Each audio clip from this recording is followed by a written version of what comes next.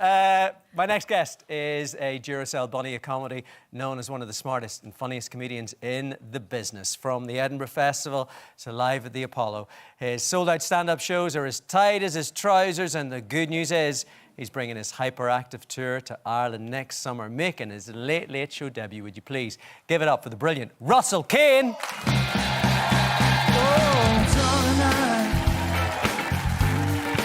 Can't get enough of your love, baby. Darling, can't get enough of your love, baby.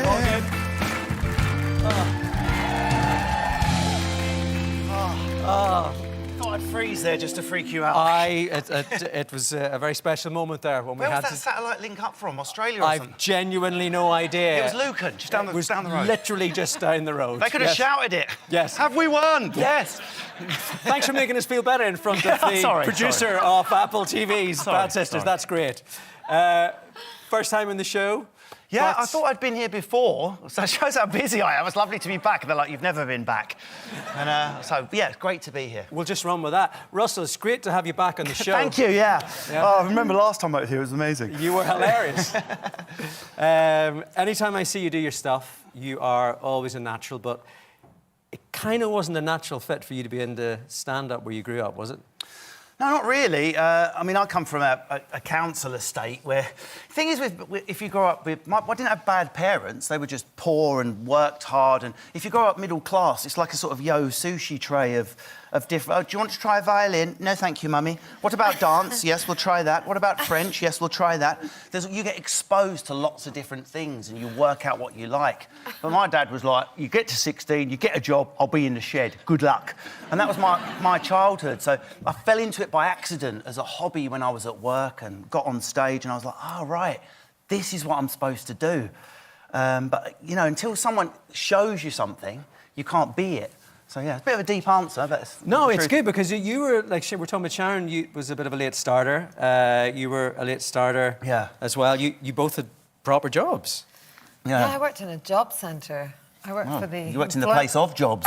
Yeah, I worked in the employment service, but I had other, like, you know... Did you love your job, though? Did I love it? Yeah. At the job centre? Yes, that's what I mean. I loved my job. The worst thing if you want to be an artist is if you love your job. Right, And particularly if you come from a really poor family, because you feel lucky to have a good job. And, you know, you're mad, what you're doing, you know, giving it up for showbiz, the ego, and you just got to take that leap. So I did.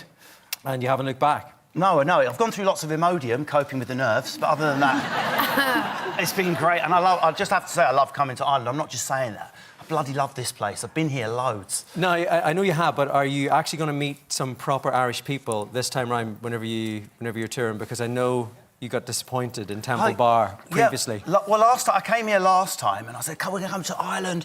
I've travelled round it a bit when I was younger. We'll stay in Dublin, you know, Viking Museum. Wait till you see it, everyone's so friendly. It's all the Irish people. And it was bank holiday weekend.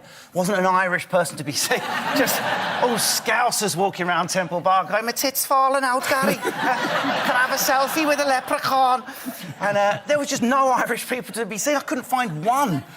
None. They were all hiding from the English. There's one thing we know about Ireland. The more English they're here, the more the problems. Yes.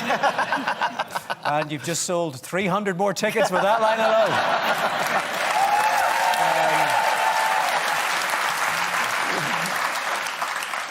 You're saying that you've travelled around Ireland quite a bit. Yeah. The favourite place, I think, was there a Kilkenny connection at one point? Yeah, so my ex or her family were they're in tonight. Yeah, there she is. That's as close as she's legally allowed to get after... And I like that cat. You were wrong to kill it.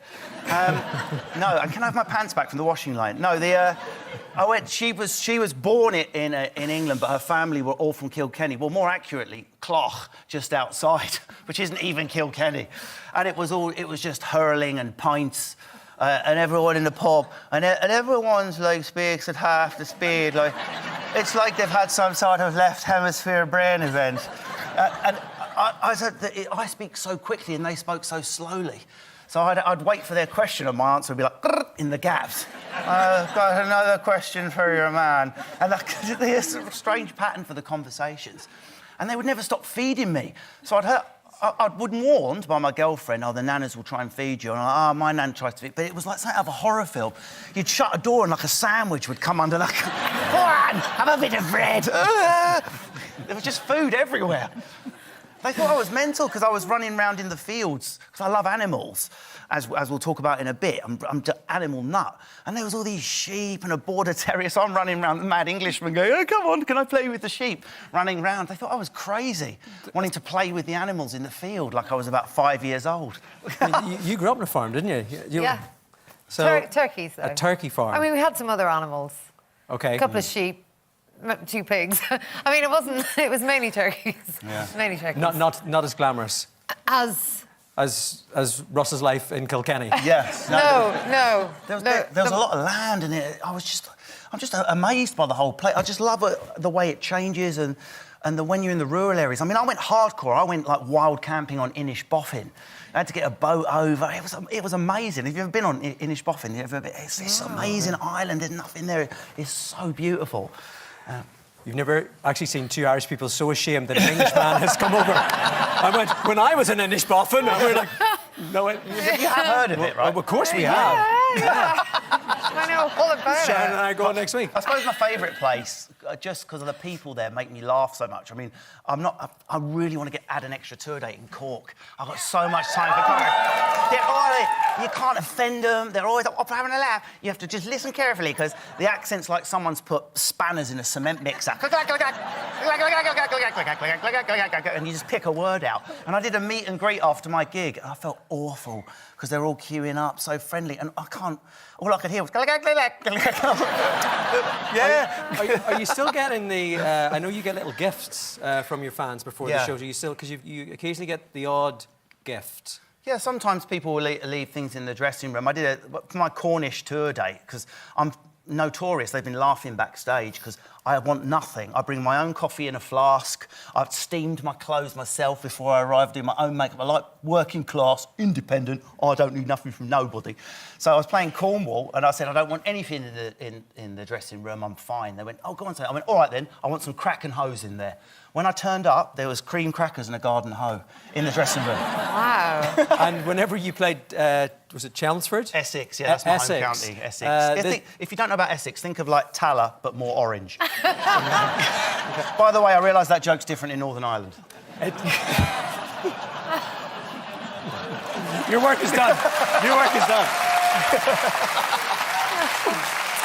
Chef's kiss. This is what turned up in Russell's dressing room. Oh, no, you can't show that on Chelmsford. TV. If you're of a nervous disposition, look away now. This is how Don't he show got that on welcomed. TV. So, I didn't ask for these. It's not something I ordered. So these are cupcakes. Can you tell us what those cupcakes are? It was a Russell? selection of Yes. men's and female genitals in cupcake form. Yes. That is You'll be pleased to know, ladies, I ate everything. Wow. Horrific. Well, there's a lot of Irish clapping. You need to up your game, Irishman. That was too loud. There's still somebody up there trying to change their glasses to get a look at that. We got to quickly talk about this pet selector. This book went down very well in our house. We're in the market for a pet. Yes. I know that you've had many pets. Yeah. Is it 2 chihuahuas you have at the minute? 2 chihuahuas. That's the question mark of my relationship ruined. No, I've got 2 chihuahuas and an elderly pug at the moment. I don't know if anyone owns pugs. They're food-driven. He should have died years ago, but I think the thought of dinner he's blind, deaf, arthritic, but every time it's dinner, I'm cured! It's a miracle! Straight to the bowl. That's Brian. That's my chihuahua, Brian. Cute. And you know what it's like in this career? You end up... The things that you didn't spend the most energy on end up surprising you and being stupidly successful. And I ended up writing this kids' book. It's a dog and cat breed guide for children, but funny. So the funny description of a border terrier, the funny description of a Dalmatian, Burmese cat or whatever, and a few other animals in the back. My God, children love it. So it's being read as... You can read it as a story. Tonight we'll have a fun... Because it is full of jokes. Let's just have the Burmese cat tonight as a story.